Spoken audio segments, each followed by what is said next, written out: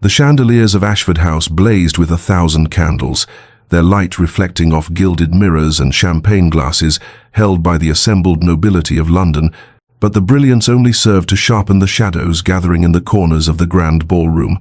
where autumn rain lashed against the tall windows like accusatory fingers. Catherine Ashford stood in the center of that glittering assembly, her spine straight as a birch tree, her hands folded before her with a composure that cost her more than anyone watching could ever know, while her husband, Lord Edmund Ashford, Viscount of considerable fortune and even greater vanity, stood 3 paces away from her, as though proximity to her might contaminate him with whatever inadequacy he was about to proclaim. The whispers had already begun, rippling through the crowd like wind through wheat, for it was unprecedented to summon society to witness a private matter, and everyone present sensed the approach of spectacle, that particular variety of entertainment that the nobility consumed with barely concealed relish when it concerned the misfortunes of others. Edmund's voice, when he spoke, carried to every corner of the room with practiced ease, for he had always possessed an actor's talent for performance. "My lords, my ladies, I have called you here tonight as witnesses to a most regrettable necessity," he began, his handsome face arranged in an expression of noble suffering that Catherine recognized as entirely false, for she had lived with this man for 5 years and knew every shade of his duplicity. "It pains me deeply, but I must declare before you all that my marriage to Lady Catherine must be dissolved. Despite every effort, every consultation with the finest physicians in England, she has proven unable to provide me with an heir. A man of my position cannot allow his lineage to die, his estates to pass to distant cousins, his name to fade into obscurity for want of children. Therefore, I am formally severing our union on the grounds of barrenness." The word hung in the air like a curse, and Catherine felt it strike her chest with physical force, though her expression did not change, for she had known this was coming, not tonight perhaps, not this public humiliation, but she had felt Edmund's coldness, growing for months, had seen the calculation in his eyes whenever he looked at her increasingly rare visits to her chambers. The ballroom erupted in a storm of whispers, fans fluttering like butterfly wings as the ladies leaned toward one another to share their shock, their pity, their secret satisfaction that tragedy had struck someone else's household rather than their own. Catherine's eyes swept across the sea of faces, some genuinely sympathetic, most merely curious, a few openly contemptuous, and she understood in that moment that she was no longer Viscountess Ashford, no longer a respected member of society, but had been transformed by her husband's words into an object of pity and speculation, a cautionary tale mothers would whisper to daughters about the fundamental duty of wives. She saw Lady Pemberton's hand flutter to her own swollen belly in a gesture of unconscious protection, saw Lord Hartwick shake his head with something that might have been genuine regret, saw Edmund's younger brother Thomas look away in what she hoped was shame at this cruelty. Edmund continued speaking, something about arrangements and settlements, about Catherine being provided for according to her station despite her failure, and she heard her own inadequacy being catalogued in legal terms, reduced to matters of property and pounds, but she had stopped listening because she had already made her decision. She would not remain here to be dissected by these people, would not accept Edmund's charity or perform the role of grateful, apologetic failure that he clearly expected of her. When he finally finished his speech, and the crowd began to close in with their terrible sympathy and veiled curiosity, Catherine turned without a word and walked through them as though they were merely shadows, her head high, her step measured, walking through the doors of Ashford House and knowing she would never return. By midnight, as rain continued to fall and the servants whispered in corners about the scandal, Catherine had packed a single small trunk with the belongings she had brought to this marriage 5 years ago, for she would take nothing that bore Edmund's mark, and departed for her late mother's cottage in Derbyshire, leaving behind the title, the jewels, the illusion of belonging, and carrying with her only the tattered remnants of her dignity and a grief so vast it felt like drowning. The cottage appeared through morning mist like a memory half forgotten, its stone walls covered in ivy that had grown wild in the years since Catherine's mother had passed, the garden that had once been her pride now surrendered to brambles and autumn's decay,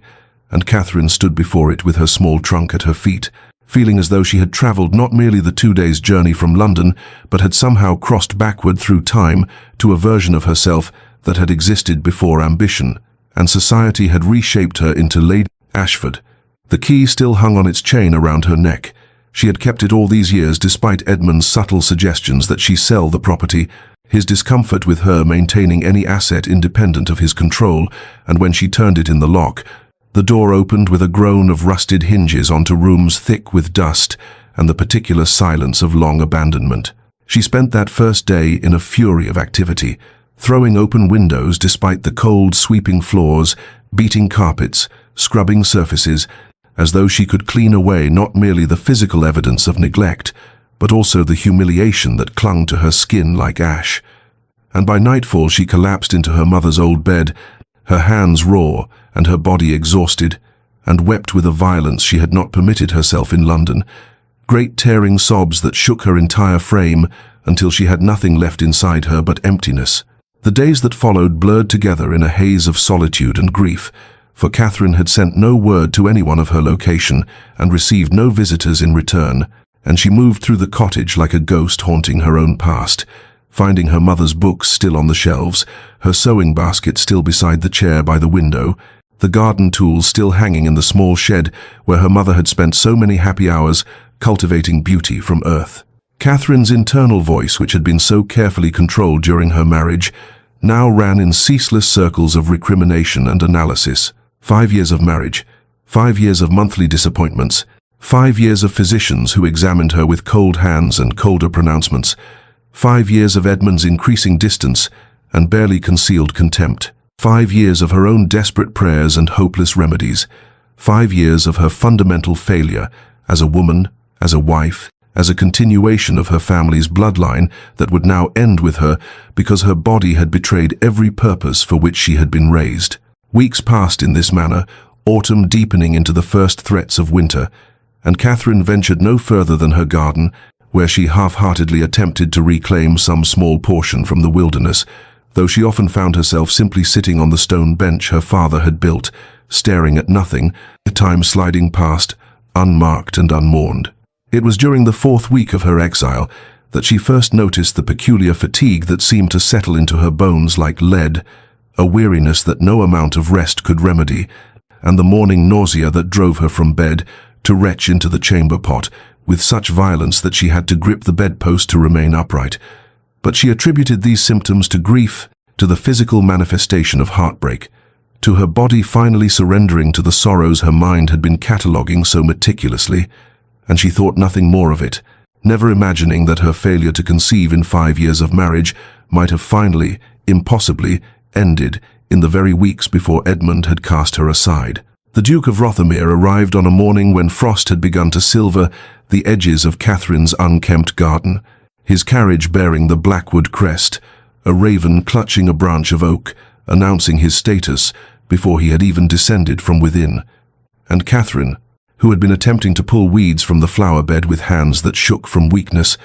looked up to see a figure of such commanding presence that she instinctively stepped backward, her boots catching on brambles. Adrian Blackwood was tall, broad-shouldered, his hair dark as coal, and his eyes an unsettling shade of grey that seemed to perceive far more than Catherine wished to reveal, and she knew him by reputation, though they had never been formally introduced during her years in London. The Duke of Rothermere, possessor of vast estates and even vaster wealth, a man who moved through society with the confidence of someone who had never needed its approval, and who had, she recalled now with a chill of recognition, once been Edmund's closest friend, before some unnamed rupture had transformed them into enemies who refused even to acknowledge one another at public gatherings. He approached with measured steps, his greatcoat perfectly tailored, his boots glossed despite the muddy lane,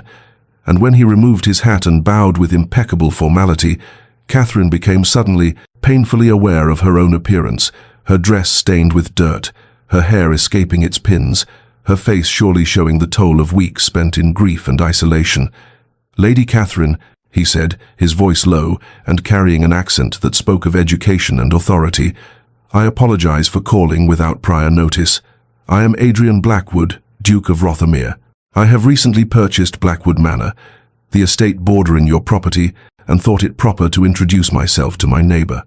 Catherine forced herself to curtsy despite the dizziness that threatened to topple her, gripping her garden trowel as though it might anchor her to steadiness. "Your Grace," she managed, her voice sounding strange to her own ears after weeks of disuse. "You find me at a disadvantage. I am not prepared to receive visitors." His eyes, those penetrating grey eyes, swept over her face with an intensity that made her want to retreat into the cottage, and she saw something shift in his expression, some calculation or concern she could not name. "I require no ceremony, Lady Catherine. I merely wish to make your acquaintance and to assure you that my presence here will not disturb your peace. I understand you have sought solitude." There was no pity in his tone, no reference to the scandal that must surely have reached even his elevated ears. But Catherine detected something else: knowledge, perhaps, or a careful respect that felt more unsettling than sympathy would have been. She drew herself up, summoning the dignity that had carried her through the ballroom at Ashford House. "That is kind of you, Your Grace. I trust we shall be cordial neighbours, though I am not inclined toward society at present." He studied her for a moment longer, and Catherine had the distinct impression that he was cataloguing details she could not conceal: the pallor of her skin,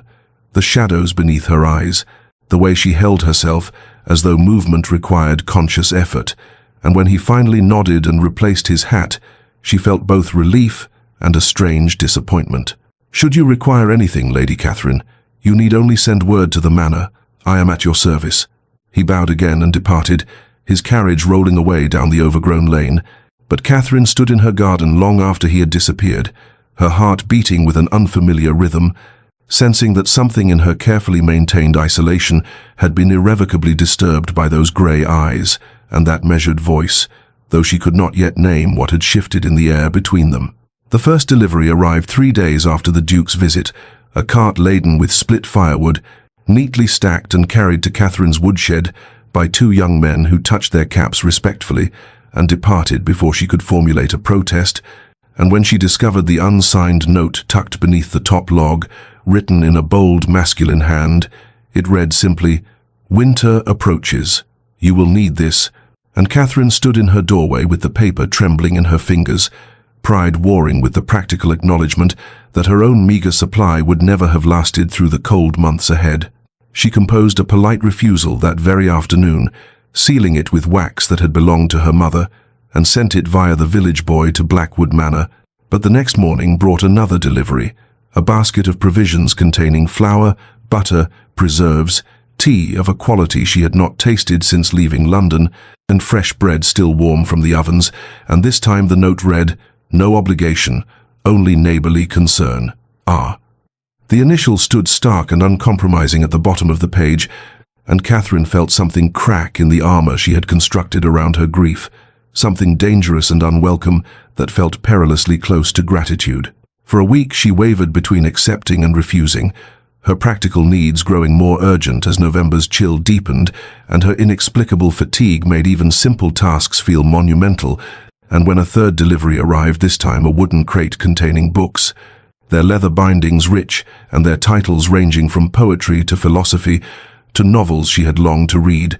but Edmund had deemed unsuitable for a woman of her position. Catherine finally understood that the Duke would not be dissuaded by her protests, that his kindness, whatever motivated it, would continue regardless of her response. She found herself examining each volume with hands that shook slightly, running her fingers over gilt lettering, opening pages to find marginalia in that same bold script, and in the margins of a volume of Wordsworth someone, the Duke himself, she realized had written observations that revealed a mind of considerable depth and unexpected sensitivity, and she caught herself wondering what manner of man would notice a neighbour's isolation and respond not with pity, but with provisions and poetry. The curiosity that bloomed in her chest felt like betrayal somehow, as though by wondering about Adrian Blackwood, she was abandoning the grief that had become her constant companion. But she could not deny that something had shifted in the cottage's oppressive silence. She found herself anticipating the sound of cartwheels on the lane, found herself composing conversations in her mind during the long evenings, found herself actually opening the books and reading by candlelight instead of simply staring into the fire until sleep claimed her, and when she finally penned a brief note of acknowledgement and thanks, keeping her words carefully formal, she discovered that the walls she had built around her sorrow had developed their first significant crack, and through that crack came not yet hope, but something smaller and more tentative, the possibility that isolation might not be the only path available to her broken heart. The morning came when Catherine's carefully maintained composure finally shattered, quite literally, as she bent to retrieve the watering can from beside the garden gate and felt the world tilt sideways, the sky and earth exchanging places in a dizzying rotation that sent her crumpling onto the frost-hardened ground, her temples striking the stone border with a crack that echoed through the silent morning, and she lay there conscious but unable to move, her vision swimming with dark spots, her body refusing to obey her desperate commands to rise before anyone might see her in such weakness. But fate, it seemed, and had other designs. For Adrian Blackwood happened to be riding past on the lane at that precise moment, drawn by some impulse he would later claim he could not name, and he saw her fall, saw the stillness that followed, and was off his horse and through her gate before rational thought could intervene, his hands gentle but urgent as he lifted her from the cold earth, carrying her into the cottage with a strength that made her feel weightless, despite her protests, which emerged as barely coherent whispers. He laid her on the worn settee near the fireplace, his face carved from concern, and when she tried to sit up, tried to insist she was perfectly well, merely tired, he fixed her with a look that permitted no argument and dispatched his groom to fetch Dr. Hartley from the village, with instructions that brooked no delay, and Catherine found herself trapped in her own parlour, with the Duke of Rothermere kneeling beside her, pressing a cool cloth to the bruise forming at her temple, his grey eyes searching her face with an intensity that made her want to weep for reasons she could not entirely articulate. Dr. Hartley arrived within the hour, his familiar weathered face creased with worry, and he shooed Adrian from the room with a firmness that surprised Catherine. She had not imagined anyone could command a duke, and conducted his examination with practiced efficiency, asking questions that seemed innocuous at first, but grew increasingly pointed. And when he finally sat back and regarded her with an expression mixing wonder and concern, Catherine felt her heart begin to race with a premonition she could not yet name. "Lady Catherine," he said gently, taking her hand in his age-spotted ones, "when did you last have your monthly courses?" The question struck her like a physical blow, for she realized with dawning horror that she could not remember, that the chaos of the divorce and her subsequent grief had driven such considerations from her mind entirely, and as Dr. Hartley continued his gentle interrogation, the fatigue, the morning nausea, the dizziness pieces began falling into place with the inevitability of a puzzle completing itself, and when he finally spoke the words, "You are with child, my dear, approximately 3 months along, I should estimate," Catherine's world fractured completely, her mind flying back to that single night 6 weeks before the divorce, when Edmund had returned from London unexpectedly and had come to her chambers for the first time in months, driven by wine and some impulse she had not questioned, too grateful for even that hollow intimacy to wonder at its motivation. And now she understood with a clarity that felt like drowning that she carried Edmund's child, that the barrenness for which he had divorced her had been a cruel fiction, that her body had finally, impossibly, achieved what 5 years of desperate hoping had failed to accomplish. But the timing was catastrophic, the circumstances impossible, and as Dr. Hartley patted her hand and murmured reassurances about her health and the child's apparent vigor, Catherine felt not joy but terror, a suffocating recognition that this revelation would destroy whatever fragile peace she had begun to construct in her exile. And when Adrian was permitted to return to the parlour, when his eyes met hers across the small room, she saw that he knew something profound had shifted. Though Dr. Hartley had spoken to him only of exhaustion and the need for rest, and in that moment, Catherine understood that the life she had imagined, solitary, hidden, safe in its very obscurity, had become utterly impossible, for the child growing within her would demand choices she was not prepared to make, would force her back into a world she had fled, would require a courage she was not certain she possessed. The days following Dr. Hartley's revelation stretched before Catherine like an endless corridor of impossible choices, each one leading to a different chamber of potential ruin, and she found herself pacing the cottage's small rooms at all hours, her hand pressed unconsciously to her still flat abdomen, her mind churning through scenarios that all seemed to end in disgrace. If she told Edmund, he might claim the child, and she would be bound once more to a man who had publicly declared her worthless, or worse, he might reject the claim entirely. Call her a liar, or worse still, suggest the child belonged to another man, for why else would a supposedly barren woman suddenly conceive mere weeks before their separation? If she remained silent, she would bear a child alone, without name or protection, condemning an innocent life to bastardy and shame. And yet the thought of facing Edmund again, of seeing triumph or calculation or cold assessment in those pale eyes, made her physically ill in ways that had nothing to do with her condition. She had not eaten properly in 3 days when Adrian came to call again, arriving in the late afternoon when autumn light slanted gold and melancholy through the cottage windows, and she received him with a composure that felt brittle as spun glass, offering tea with hands that trembled only slightly.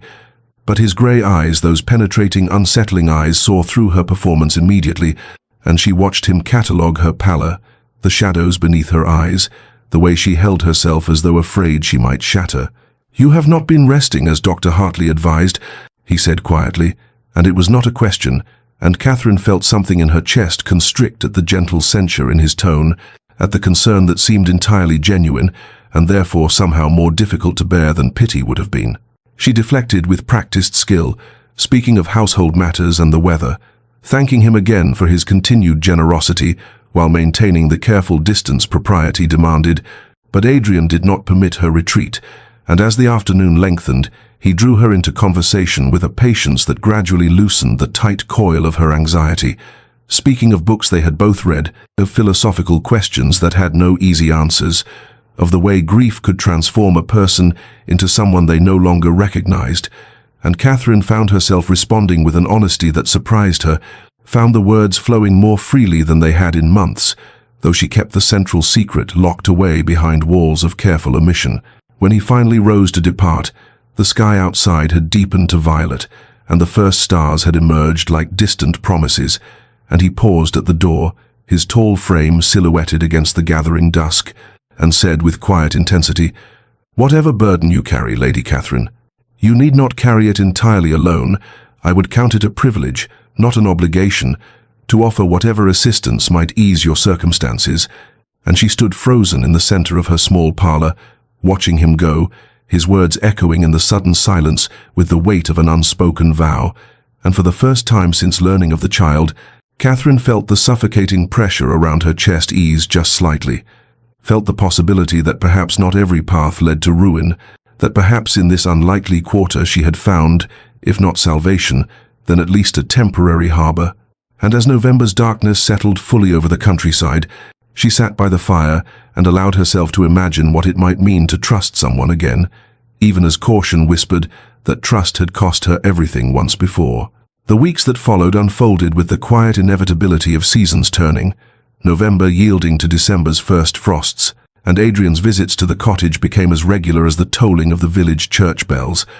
always in the afternoon when pale sunlight struggled through winter clouds, and Catherine found herself anticipating these interludes with an eagerness that both comforted and alarmed her, for she had not expected to desire anyone's company again, had believed. Her capacity for trust had been cauterized by Edmund's betrayal, yet here was the Duke of Rothermere, arriving with books tucked under his arm, and an expression of such genuine pleasure at seeing her that she could not doubt its sincerity, and gradually, so gradually she barely noticed the transformation, the formal distance between them began to thaw like ice beneath spring sun. They spoke of everything and nothing, their conversations ranging from Locke's theories of natural rights to the best method for propagating roses, from poetry that made the heart ache to the small absurdities of village life. And Catherine discovered that Adrian possessed not only a formidable intellect, but also a dry wit that occasionally surprised laughter from her, that rare and precious sound she had thought lost forever. And she noticed, too, how her condition was beginning to manifest in ways that could not be entirely concealed. The slight rounding of her abdomen beneath her simple gowns, the way she tired more easily and had to sit when previously she would have stood, and Adrian, ever observant, adjusted his visits accordingly, never commenting directly, but ensuring she was comfortably settled before engaging her in discourse, his courtesy so natural it felt like care rather than obligation. It was on a particularly bitter afternoon, with snow threatening in the heavy grey sky, that their conversation turned more personal. the fire crackling in the grate as Adrian spoke haltingly of his past, of an engagement 5 years prior to a woman named Lydia Thornton, of how Edmund Ashford had been his closest friend then, trusted with confidences and business matters alike, and of how that trust had been shattered when Adrian discovered Edmund had seduced Lydia and convinced her to break their engagement, not out of love but out of spite over some imagined slight, some perceived advantage Adrian had gained in society. And as Catherine listened to the quiet pain in his voice, saw the old wound still raw beneath his ducal composure, she understood that his isolation mirrored her own, that they were both refugees from Edmund's casual cruelty, and in that recognition, something shifted irrevocably between them. Emboldened by his vulnerability, Catherine found herself speaking of her own humiliation, not the public divorce but the private degradation that had preceded it, the years of being made to feel defective, broken, less than whole, the physicians and their invasive examinations, the herbal remedies and prayers, and Edmund's growing coldness each month. Her courses came, and Adrian listened without interruption, his grey eyes steady on her face, and when she finally fell silent, exhausted by the confession, he said quietly, "You were never the one who was broken. Catherine, may I call you Catherine?" And she nodded, unable to speak past the tightness in her throat, and he continued, "Edmund is a man who destroys what he cannot possess completely, who mistakes cruelty for strength. You survived him, and that takes a courage he will never comprehend." And in that moment, as snow began to fall at last outside the cottage windows, Catherine felt the weight she had carried for so long ease just slightly, felt the possibility that perhaps she was not ruined after all, merely wounded, and wounds, given time and care, could heal. The news arrived on a grey morning in mid-December, delivered by Mrs. Kemple, who had heard it from the butcher's boy who had it from a London servant,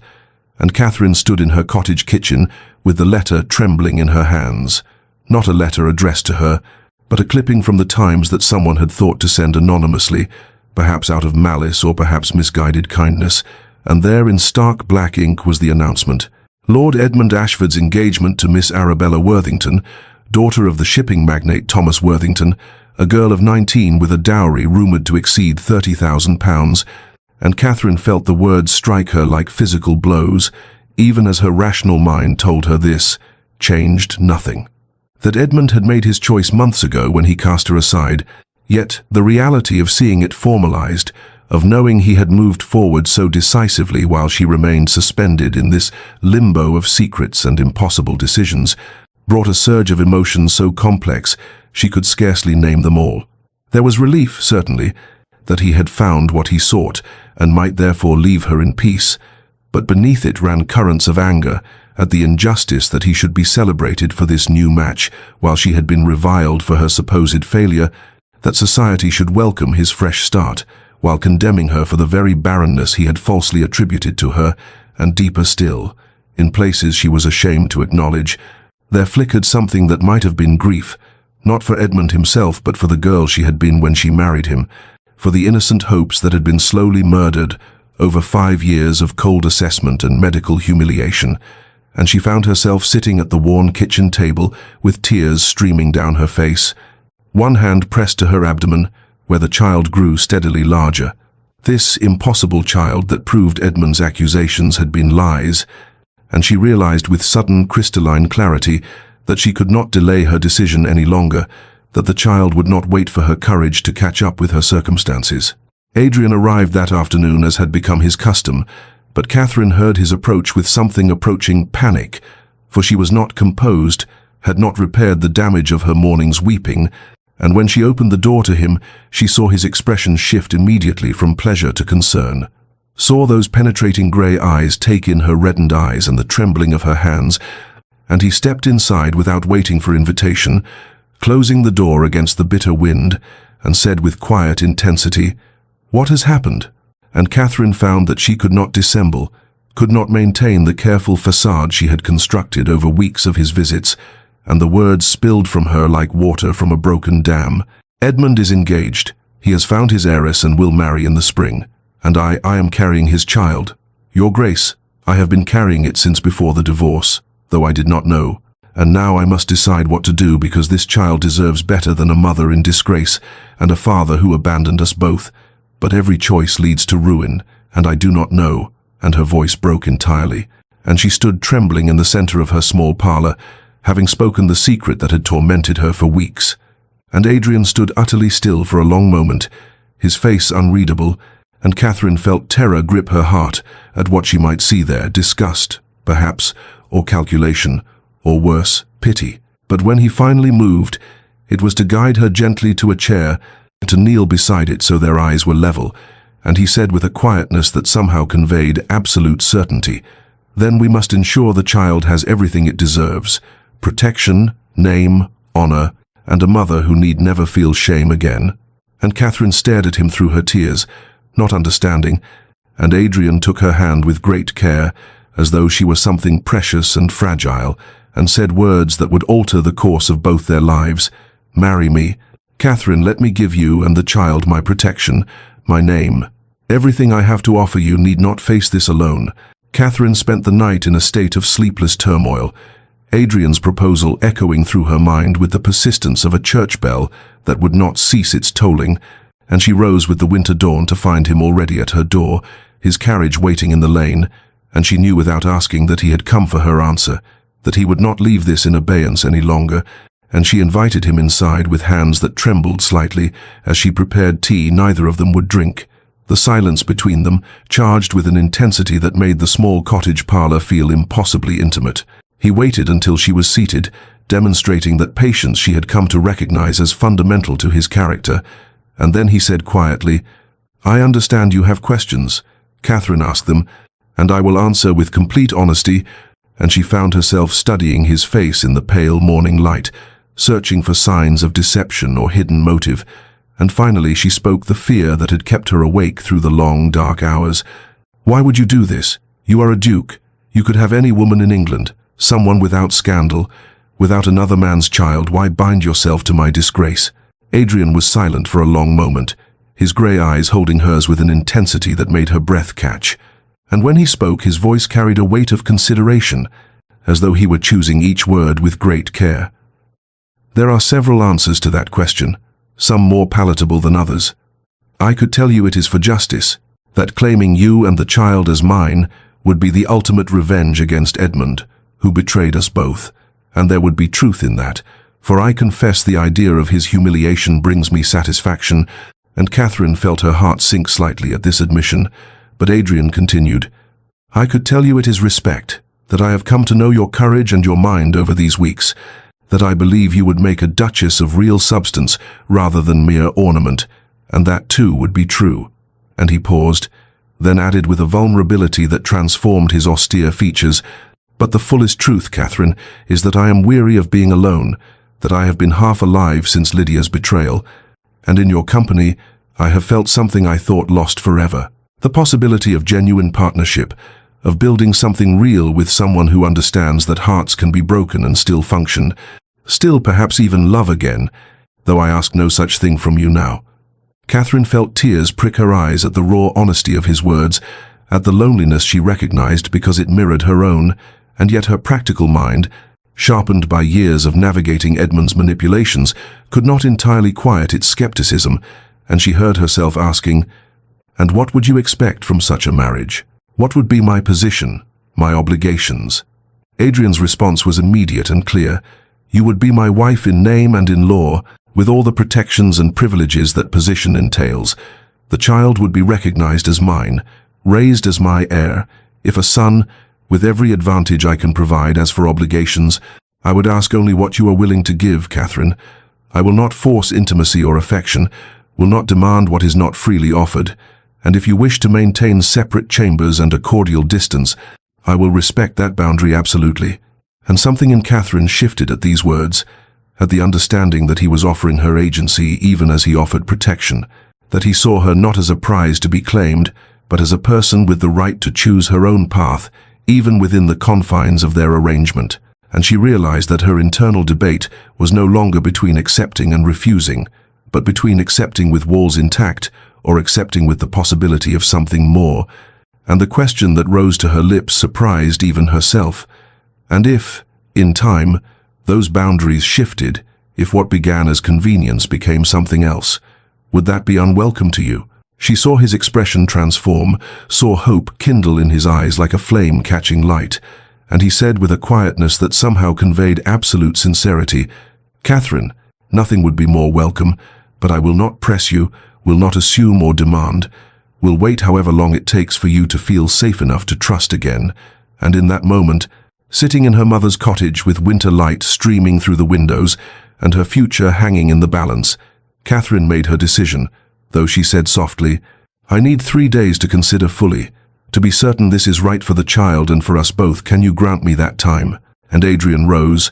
took her hand with infinite gentleness, and replied, "Take what time you need, I am not going anywhere." Tome. The 3 days Catherine had requested stretched before her like an eternity, and yet passed with frightening swiftness, and she found herself observing Adrian with new eyes during his visits, watching not merely what he said but what he did, how he moved through the world when he thought himself unobserved. And on the second day she watched from her cottage window as he stopped to help Mrs. Kemple with her broken cartwheel, kneeling in the muddy lane without regard for his fine coat, his hands working alongside the blacksmith's apprentice with easy competence, and she saw how he spoke to the boy with respect rather than condescension, how he pressed coins into the widow's hand despite her protests, and something in Catherine's chest loosened at the evidence of genuine kindness rather than performed nobility. That evening a storm rolled in from the north, one of those December tempests that turned the sky bruised dark and sent rain sheeting against the windows with violent insistence. And Adrian had been taking his leave when the first drops began to fall, but within minutes the deluge was such that Catherine could not in conscience send him back to his estate, and she found herself offering him shelter with a mixture of propriety and something deeper, something that whispered this was a test of sorts,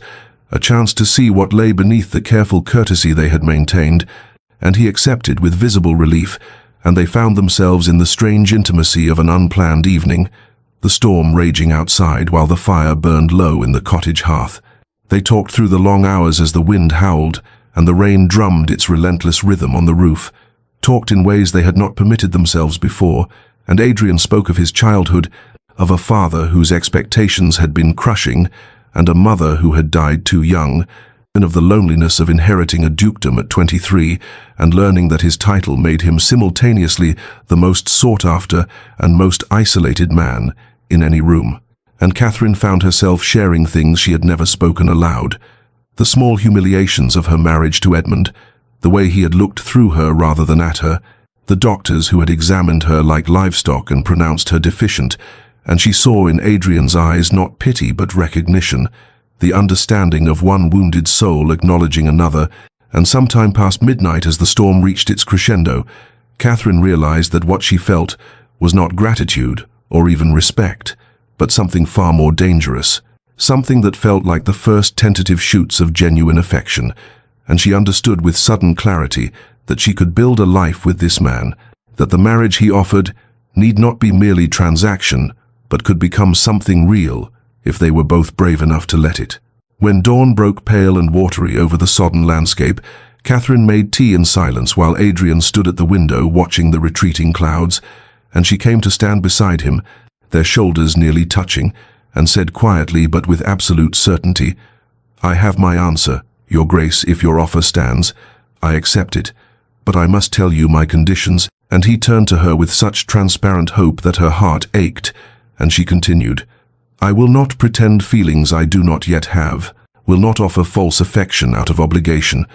but I promise you honesty, partnership, and the possibility that what begins as arrangement might become something true." And Adrian's response was to take her hand with infinite gentleness and say,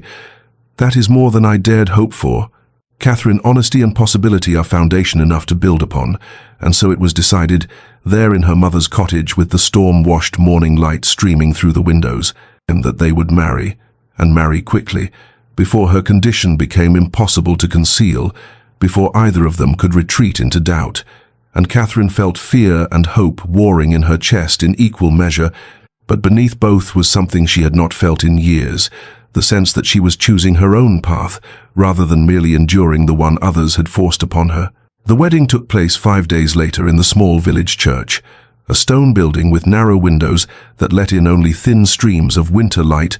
and Catherine stood in a simple dove-grey gown that concealed her condition, while Adrian wore dark wool rather than the ceremonial splendor his rank might have demanded, and the only witnesses were the vicar, his wife, and 2 servants Adrian had brought from his estate, people whose loyalty he trusted absolutely. And Catherine felt the strangeness of it all as she spoke her vows in a voice that barely trembled, and this quiet ceremony so vastly different from her first marriage, with its crowds and flowers and elaborate breakfast, and she wondered if the simplicity was somehow more honest, more true to what they were actually promising each other,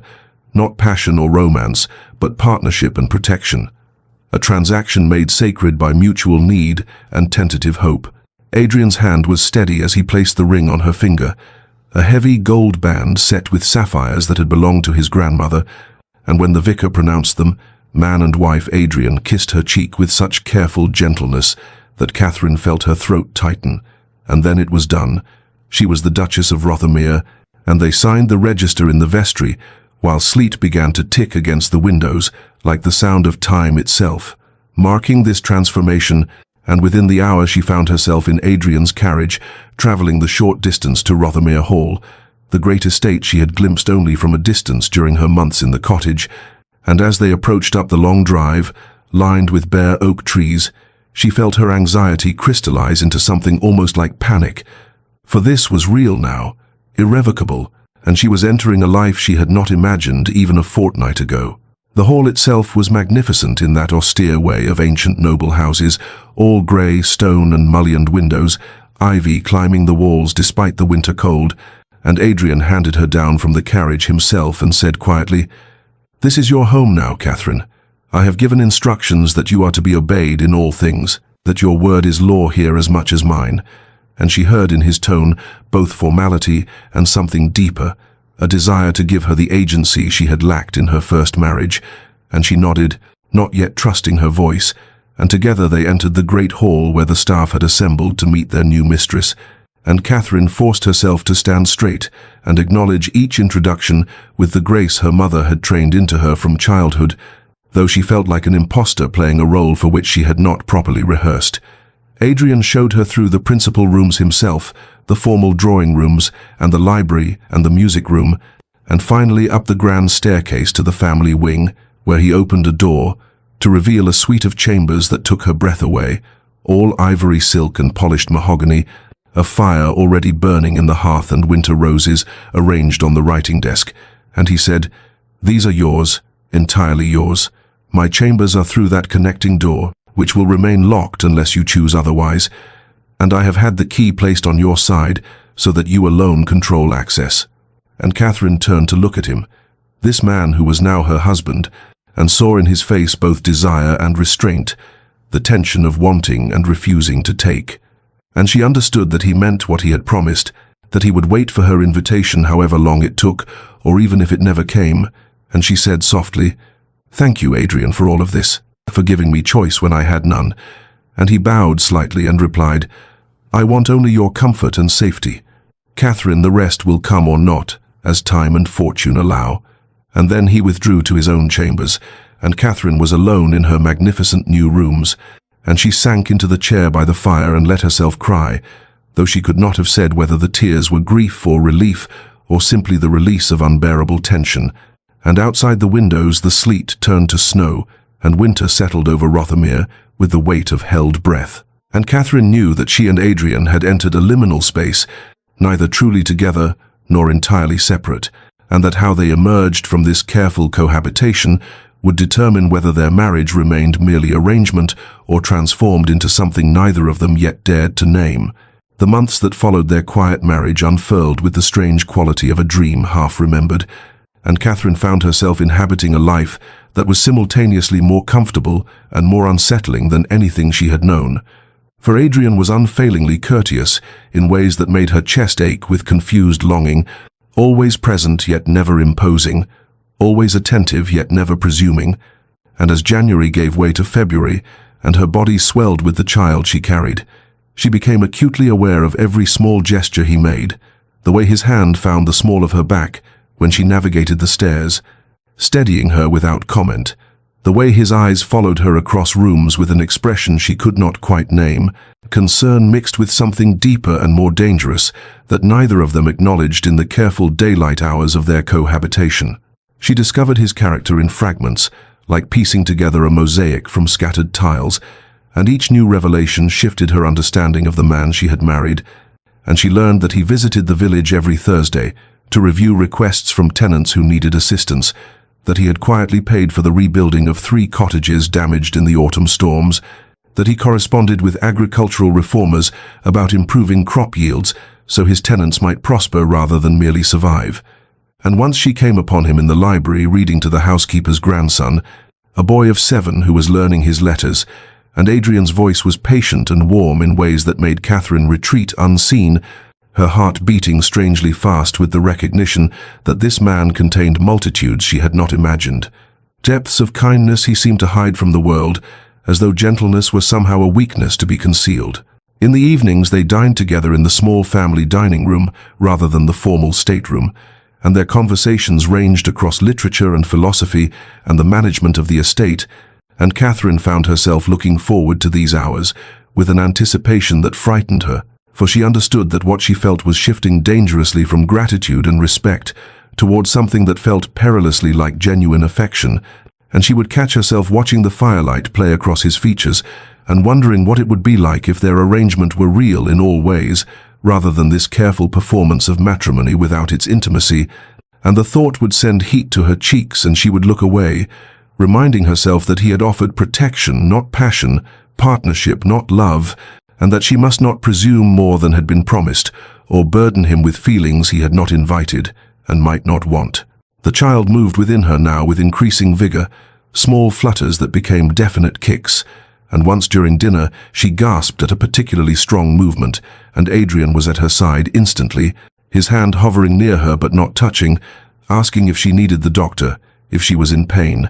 and she had taken his hand without thinking and placed it against her belly where the baby kicked again, and she watched his face transform with wonder, his eyes widening and his breath catching, and for a moment the careful distance between them dissolved entirely, and they were simply 2 people marveling at the mystery of life. And then he withdrew his hand and stepped back, and the walls went up again. But Catherine lay awake that night thinking of the expression she had seen, the naked longing and tenderness, and she understood that perhaps she was not alone in this dangerous drift toward feelings that had not been part of their original bargain. But the knowledge only made her more cautious, more afraid, for if they both wanted more but neither dared reach for it, they might spend years in this liminal space, married yet separate, together yet alone. And as February turned to March and her time drew nearer, Catherine found herself caught between hope and fear, wondering if the birth of the child would finally break the careful equilibrium they had maintained, or if it would only build the walls higher. And outside her windows the first crocuses pushed through the frozen ground, small brave harbingers of spring that seemed to whisper that transformation was possible, that winter did not last forever, if only one had courage enough to reach toward the light. The pains began on a grey March afternoon, while Catherine stood in the conservatory examining the early tulips that had just begun to bloom, and at first she mistook the tightening sensation for the ordinary discomforts she had grown accustomed to, but then a second wave came harder and lower, and she gripped the edge of the planting table and understood with sudden crystalline clarity that something was wrong, that this was too early, by nearly a month and too fierce to be the preliminary stirrings the midwife had described, and she managed to reach the bell pull before the third contraction doubled her over, and within moments the household erupted into controlled chaos, servants running for the midwife and the doctor, while Adrian appeared from wherever he had been and took in the situation with one swift glance, and Catherine saw his face drain of color as he moved to her side and said, "I'm here, Catherine. I'm here. You're not alone."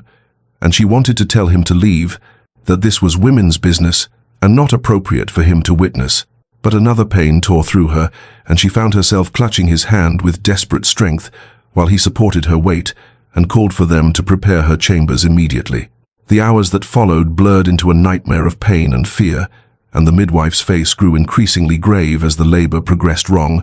the baby coming too early and positioned badly, and Catherine heard the woman conferring in low, urgent tones with the doctor who had finally arrived, and she understood through the haze of her suffering that she might die here, that women died in childbed all the time, and she had been foolish to think herself exempt from that ancient danger, and the thought of leaving this life just as she had begun to find happiness in it seemed unbearably cruel. But then another contraction would seize her, and there was no room for philosophy, only the animal reality of pain and the desperate need to survive it. Adrian refused to leave despite the scandalized protests of the midwife, and Catherine was beyond caring about propriety, beyond caring about anything except the anchor of his presence, and she saw that his legendary composure had shattered completely, that his hands shook when he wiped her forehead with cool cloths, and his voice broke when he murmured encouragement, and once between contractions she opened her eyes to find him praying. This man, who had told her once that he had lost his faith years ago, and she understood that his terror for her was absolute and undisguised, and something in her chest cracked open at the recognition that she mattered to him, truly mattered in ways that went far beyond duty or arrangement or even friendship. When the baby finally came in the dark hours before dawn, it was with a rush of agony that made Catherine scream, despite her determination to maintain dignity. And then suddenly there was release and the thin wail of an infant, and the midwife was saying,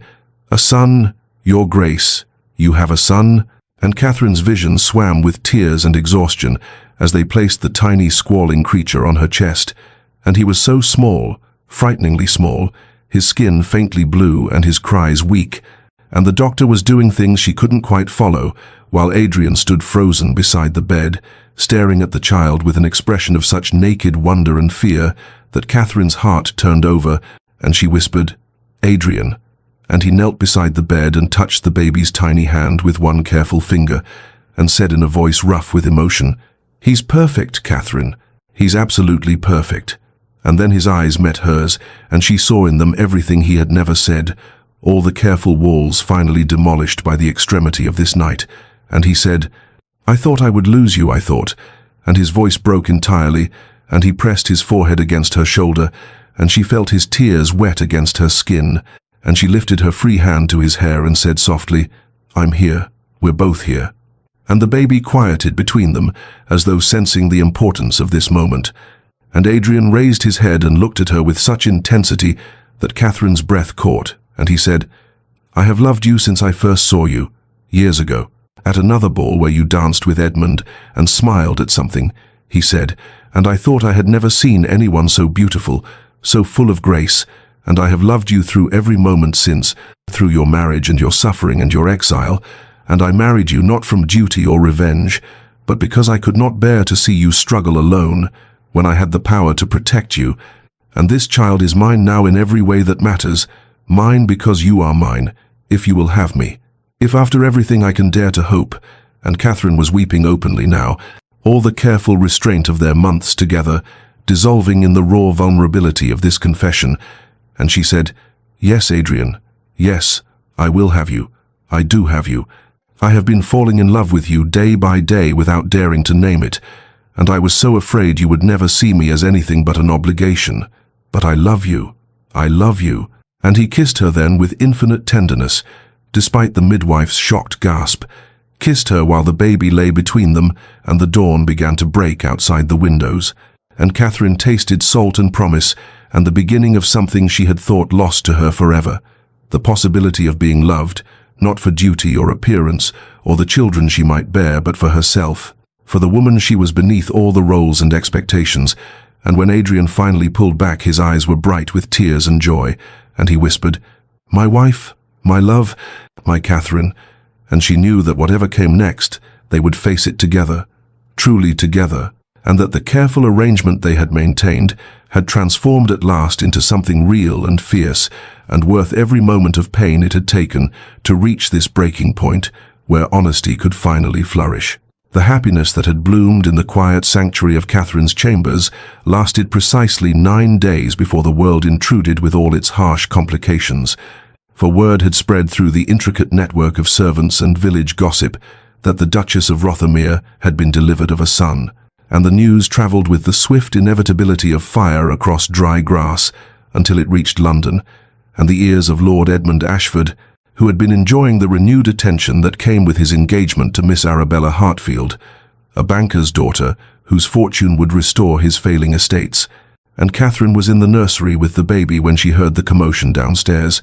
raised voices in the entrance hall that carried up through the ancient house, and she recognized Edmund's tone even before the door burst open, and Adrian appeared with murder in his eyes, saying tightly, "He's here. He's demanding to see you and the child. And Catherine, I need you to tell me what you want me to do, because I am dangerously close to killing him where he stands." She had known this confrontation would come eventually, had played it out in her mind during sleepless nights, but the reality of it still made her hands shake as she carefully placed the baby in his cradle and straightened her shoulders and said with more calm than she felt, "I will see him. But you will be with me, and Adrian, he has no power here.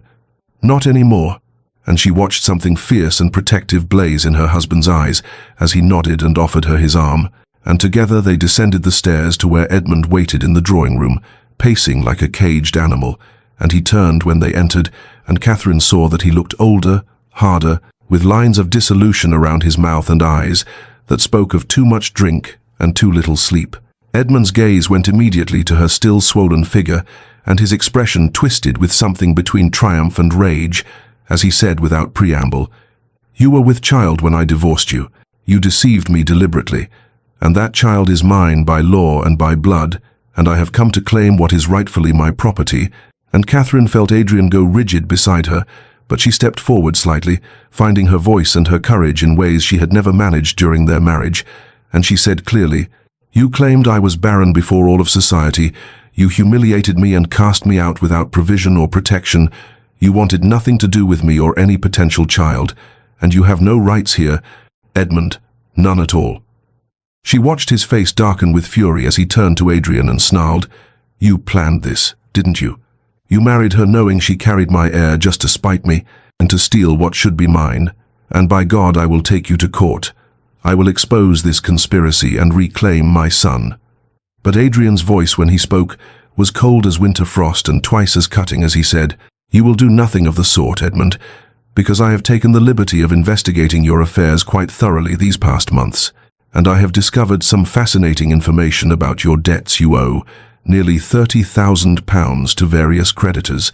some of them quite unsavory, and you have been falsifying your accounts to your betrothed's father, and I have documentation of all of it.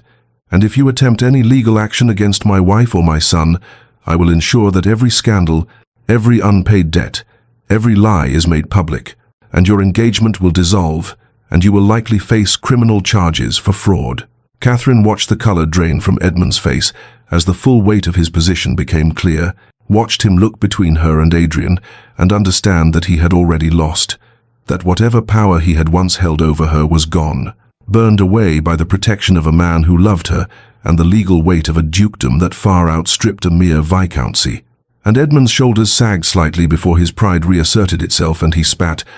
"You deserve each other, the barren wife and the bitter duke, but that child is still mine by blood, and you cannot change that." And Catherine surprised herself by laughing, a sound without humor but full of strength, and she said, "Blood means nothing without love, Edmund, and you have never understood that. He is not your son in any way that matters, and you need to leave now and never return."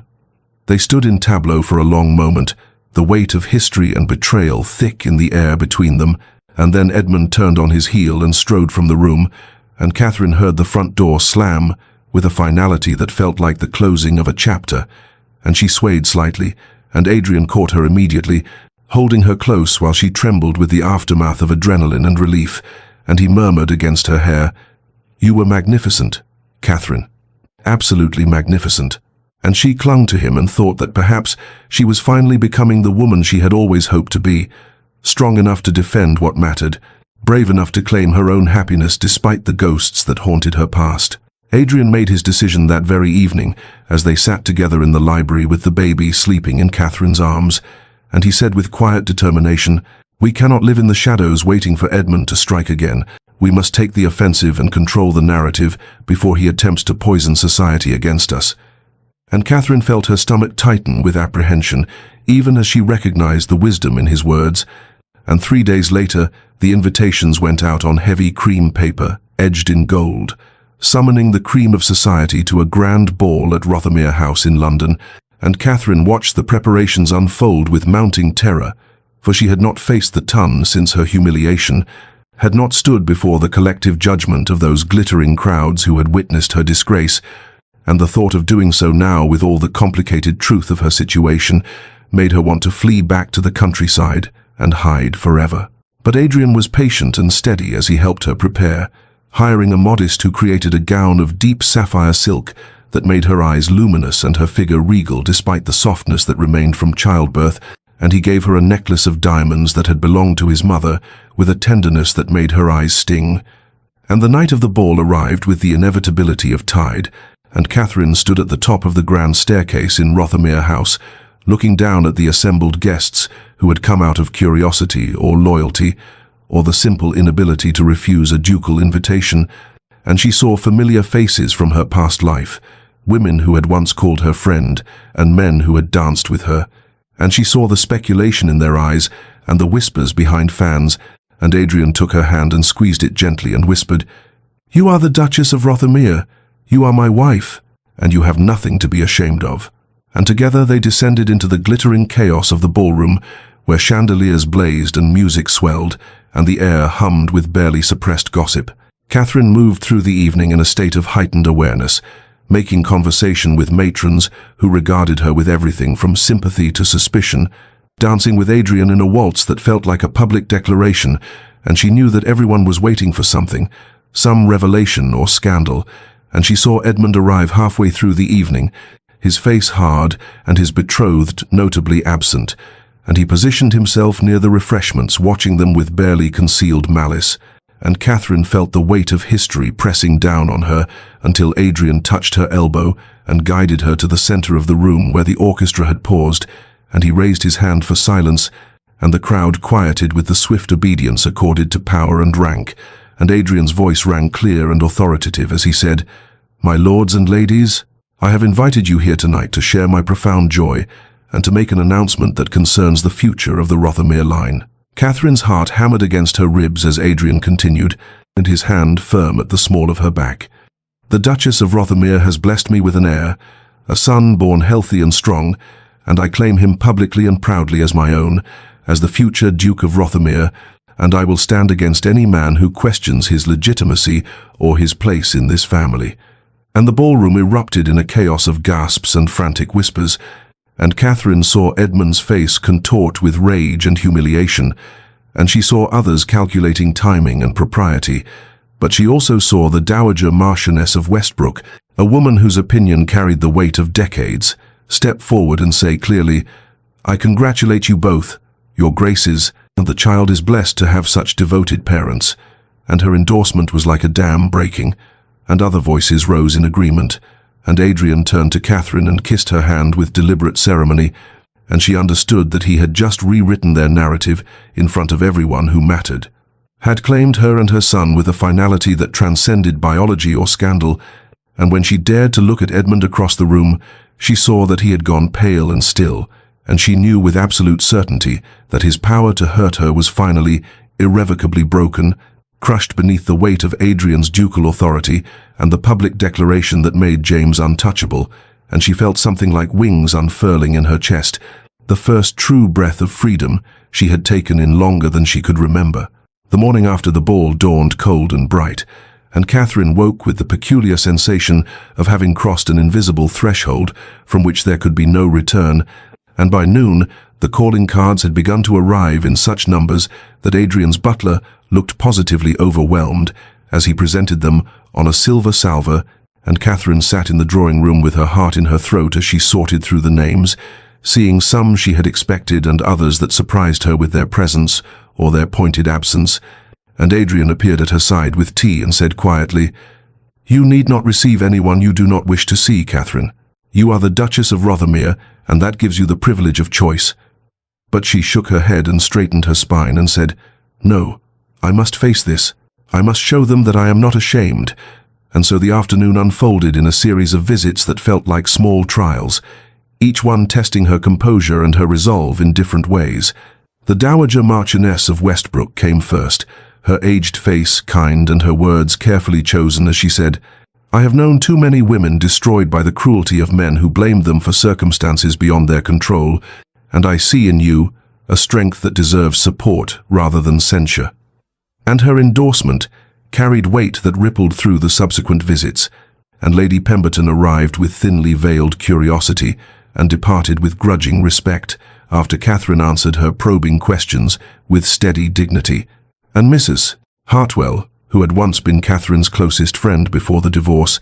came with tears in her eyes and apologies on her lips, saying, "I should have written, I should have visited, I was a coward and I am sorry." And Catherine found that forgiveness came more easily than she had imagined, for she understood now the paralyzing fear of social ruin that governed so many lives. But there were also the cuts, deliberate and sharp, the ladies who had accepted the invitation to the ball but who conspicuously failed to call afterward, and Catherine felt each absence like a small wound, even as she told herself they did not matter. And there was Lady Ashford, Edmund's mother, who arrived unannounced and sat rigid in the drawing room, and said with barely controlled venom, "You have destroyed my son's reputation and stolen his heir, and I will never forgive you for it." And Catherine felt Adrian's presence behind her chair like a shield as she replied with surprising calm, "Your son destroyed himself through his own choices, and the child I bore deserved better than a father who would have viewed him as nothing more than property." And the older woman left in a storm of rustling silk and impotent fury,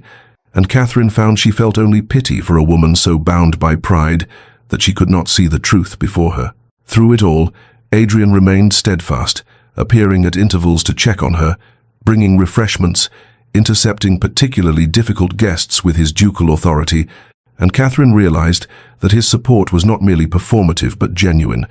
that he truly saw her as his partner and his equal, despite all the complications of their union. And when the last caller had departed and the house fell quiet, she found him in the library with James sleeping in the crook of his arm, and the sight of them together made something warm and precious bloom in her chest, and Adrian looked up and smiled and said, "You were remarkable today. You faced them all with such grace."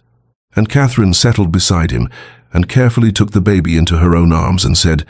"I could not have done it without you, Adrian. You have given me back something I thought I had lost forever, the ability to hold my head high and claim my own worth." And they sat together in companionable silence while the spring sunlight streamed through the windows,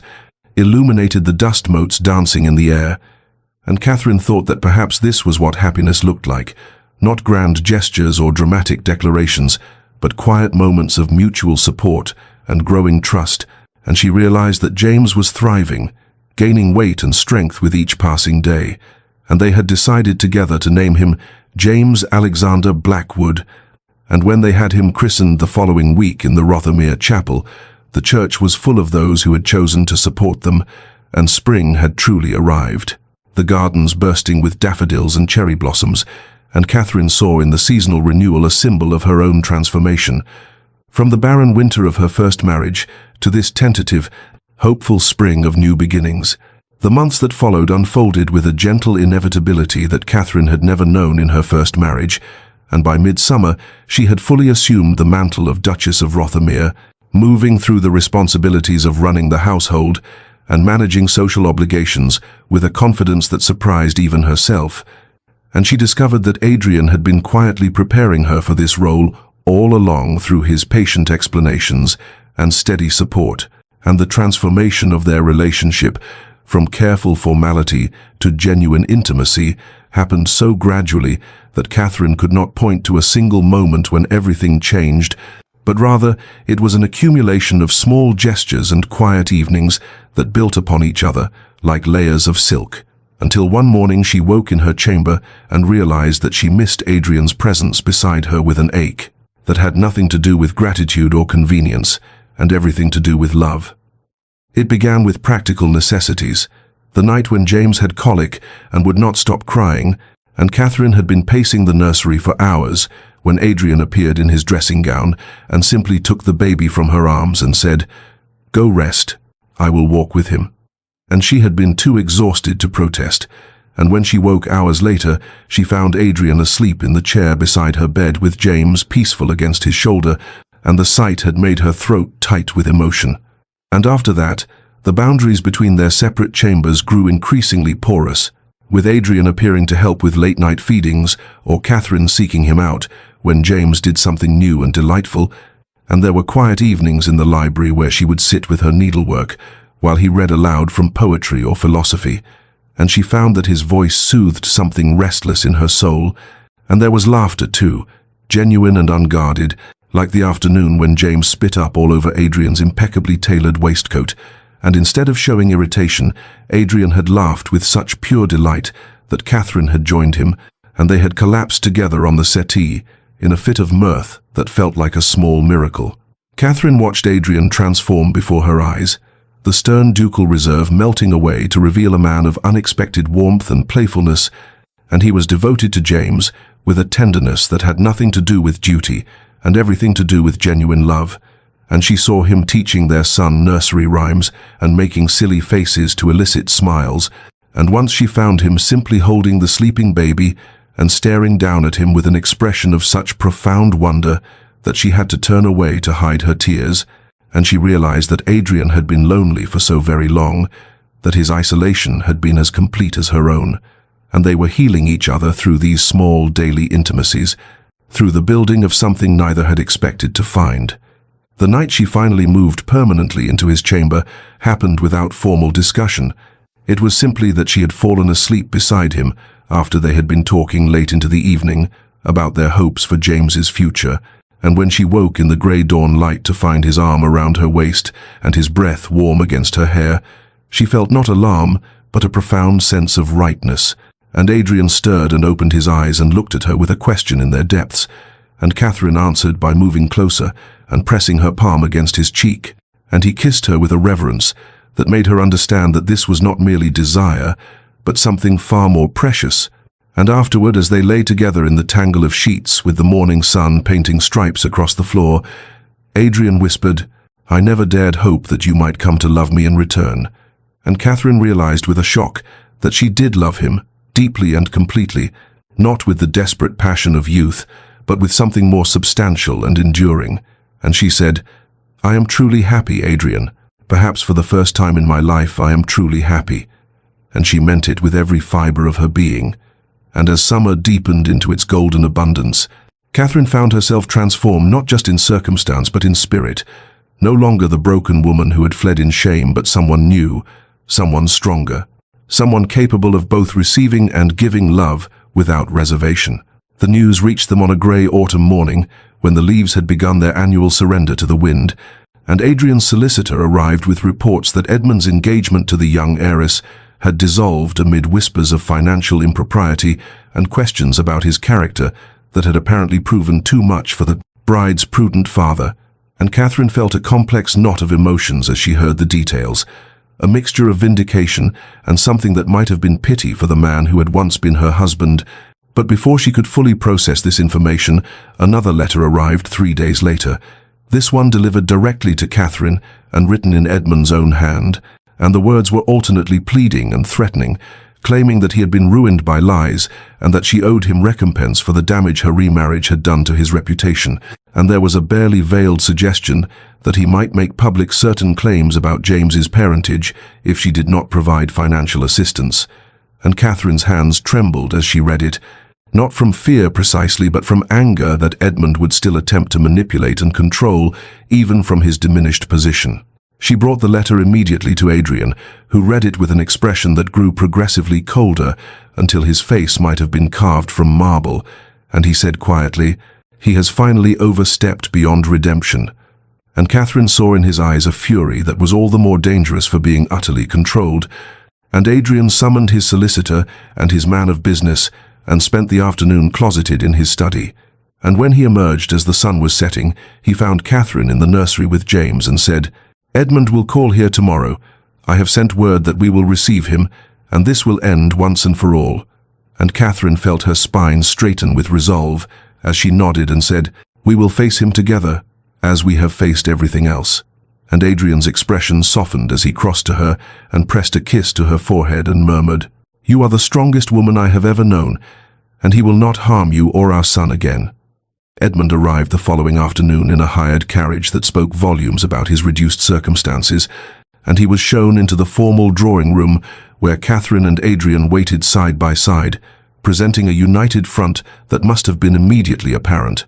And Edmund looked older than Catherine remembered, his face marked by dissipation and his clothes, though expensive, showing signs of wear. And he began with bluster, demanding assistance as though it were his right, speaking of their former marriage as though it gave him permanent claim on her resources, and Catherine felt Adrian's hand find hers beneath the folds of her skirt and draw strength from that silent support, as she said with remarkable calm, "You divorced me publicly and cruelly, Edmund. You severed all ties between us, and you have no claim on me or my child." And Edmund's face flushed with anger as he turned to Adrian and said, "You stole what was mine, both the woman and the heir, and you will pay for that theft." But Adrian simply smiled, a cold and terrible expression, and drew from his pocket a sheaf of documents and said, "I have here evidence of your debts, which total more than £15,000, and documentation of your attempts to defraud investors in a shipping venture that never existed, and witness statements regarding your behavior toward 3 different women of questionable virtue whom you promised marriage while still engaged to Miss Hartford." And with each revelation Edmund grew paler, and Adrian continued with relentless precision, "If you ever contact my wife again, if you ever speak James's name in public, if you make any attempt whatsoever to interfere in our lives, I will ensure that these documents reach not only the magistrate, but every newspaper and scandal sheet in London, and what little remains of your reputation will be utterly destroyed. Do you understand me?" And Edmund understood. Catherine could see it in the collapse of his shoulders and the defeat in his eyes. And he left without another word, climbing into his hired carriage and disappearing down the drive. And within a fortnight, they heard that he had left London entirely, retreating to some distant corner of the country where his name and shame were unknown. And Catherine stood at the window watching the autumn rain and felt not triumph, but a profound sense of freedom, as though the last chain binding her to that painful past had finally been severed. And when Adrian came to stand beside her and asked gently, "Are you well?" she turned to him with tears on her cheeks and said, "I am free, truly free at last." And he gathered her into his arms and held her while she wept, not from sorrow but from relief, and the past was finally, irrevocably laid to rest. A year had passed since James's birth, and autumn had returned to paint the countryside in shades of amber and crimson. But this time the season did not speak to Catherine of endings and sorrow, but rather of abundance and harvest, of the fullness that comes after patient cultivation. And she stood at the window of their country estate, watching Adrian in the gardens below with their son, and James was now walking with the unsteady determination of a child just past his first birthday. And Adrian crouched beside him, pointing at the brilliant leaves and the late-blooming roses, and Catherine's hand rested unconsciously on the gentle swell of her belly, where a new life grew. This child, undeniably Adrian's, conceived in love rather than duty, and the knowledge filled her with a joy so profound it sometimes brought tears to her eyes at unexpected moments. The transformation of their lives felt nothing short of miraculous when she allowed herself to reflect upon it, and she often thought of the broken woman who had fled through rain-soaked streets with a single trunk, and wondered if that Catherine could have imagined this future, this fullness, this sense of belonging so complete that she sometimes had to remind herself it was real and not merely a dream from which she might wake. And Adrian had changed too, the stern reserve that had once defined him, now only visible in his dealings with the outside world. While in the privacy of their home, he was gentle and playful, devoted to James with a father's true love, and attentive to Catherine with a husband's genuine affection. And she had learned the geography of his smiles, the rare full one that transformed his face entirely, and the small private curve of his lips that was reserved only for her. And she treasured both. They had settled permanently at the country estate after Edmund's final defeat, preferring the peace of rural life to the demands of London society, though they maintained the townhouse and made occasional appearances when duty required.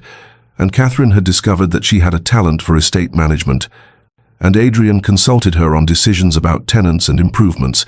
treating her opinions with respect that would have shocked those who remembered her as Edmund's diminished wife, and together they had created something neither had possessed before, a true partnership built on mutual regard and deepening love,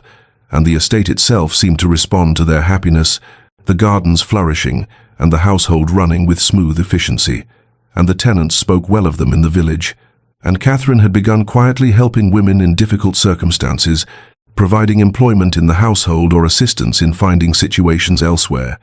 And Adrian supported these efforts without question, understanding perhaps that she was healing her own wounds by helping others. That evening, after James had been settled in the nursery with his devoted nurse,